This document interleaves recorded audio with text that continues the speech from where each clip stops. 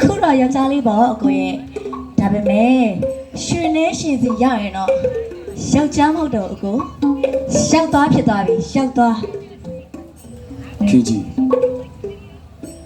ဘလူတွေပြောနေတယ်ဟာလေအကိုကရောက်သွားလို့ပြောတဲ့ဟာကိုရှက်နေရတာရောက်သွားဆိုတာလေမဟုတ်ပေါင်းလို့တဲ့ခါခုံကြီးကိုချစ်ကြတယ်အဲ့ဒီချစ်တာ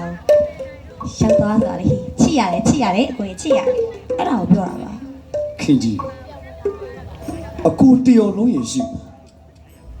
ဒီလိုစကားမျိုးတွေမပြောရဘူးလေခွေးမလေးရဲ့ပြောမှာပဲအကိုတော်မလေးအယုတ်လေးနဲ့ကစားနေတဲ့ကလေးစိတ်မကုန်တဲ့ခင်းကိုယ့်ရဲ့အချစ်ကိုဖုတ်ကွယ်ပြီးတော့ရွှေနှဲရှင်တီကိုအရောက်ပို့ခဲ့သေးရတယ်မဟုတ်ဘူးလား